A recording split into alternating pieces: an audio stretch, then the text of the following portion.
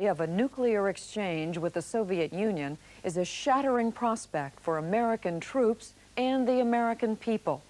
But for the people of Western Europe, any conflict with the Warsaw Pact, even a conventional war, would be fought in their own backyard.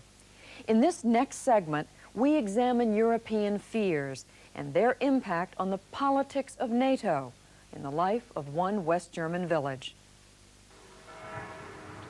The pretty little village of Bell lies in the West German district of Hunsrück, about an hour's drive northwest of Frankfurt. Reinhard Sczech lives with his wife in this 500-year-old home. He works as a computer engineer for IBM and is an unlikely political activist.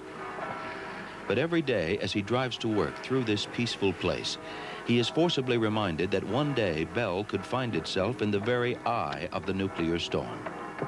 His neighbors know it too and are protesting. One farmer has painted his barn. Another has planted a field with 96 crucifixes. Each cross represents an American cruise missile with a nuclear warhead on German soil. We are a very small country with over 4,000 military installations, and we have military every meter here. On the street, you see tanks on the streets, and I think Germany has a very big burden for NATO military.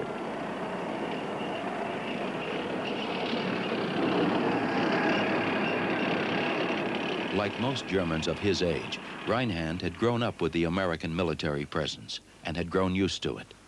But when cruise missiles with nuclear warheads were deployed in his district, he decided that enough was enough. Like hundreds of thousands of other Germans, he became active in the peace movement.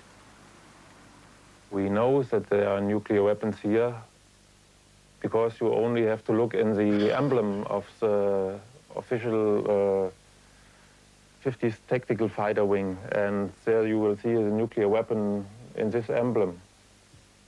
How will you defend Europe with 4,000 or 5,000 nuclear warheads? Everything is destroyed. These fears came to a head in the early 1980s.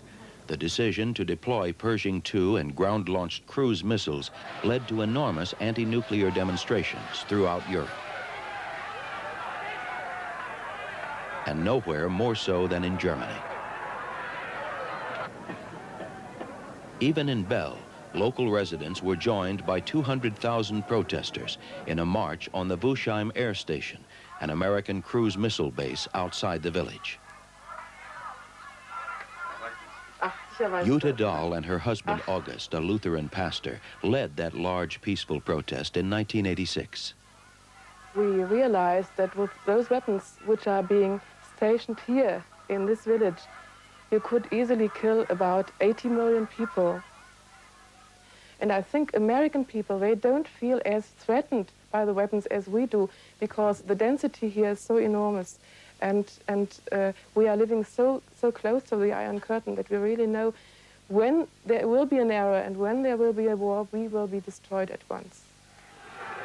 Ironically, the protesters find sympathy from the man who first invited America to deploy the missiles in Germany, Helmut Schmitt. Quite a few of the people became nervous. It's understandable.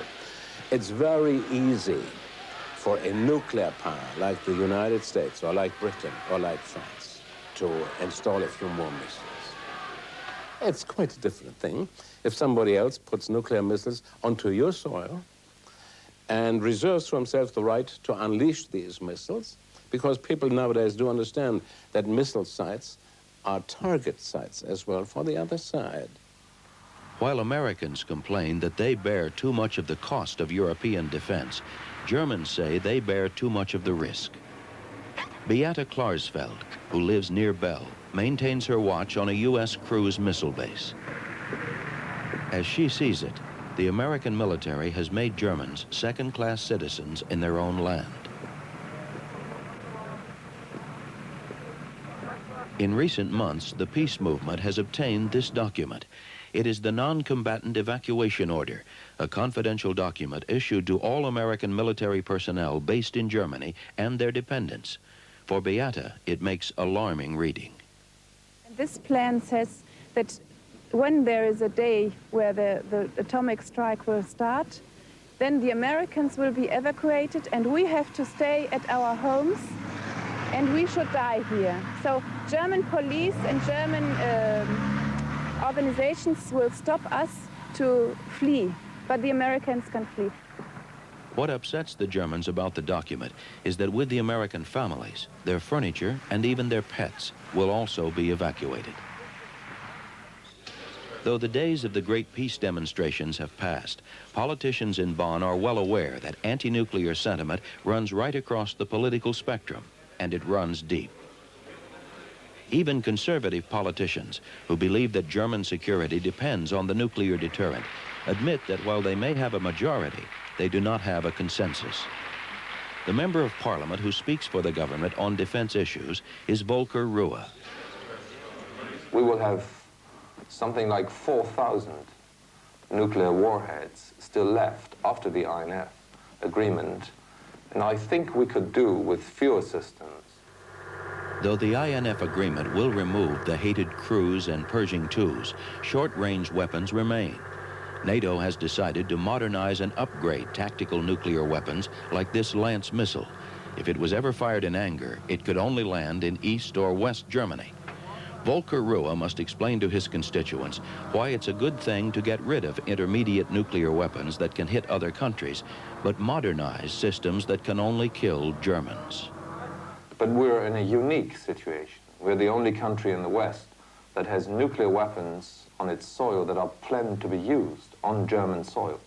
And there is no doubt the shorter the range of these missiles, the deader the Germans.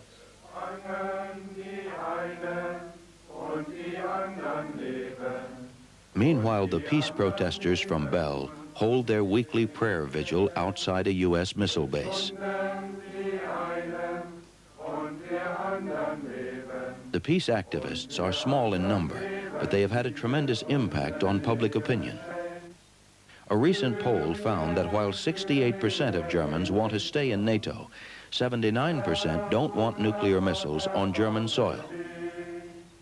And that is a political problem, not just in Germany, but for the whole of NATO.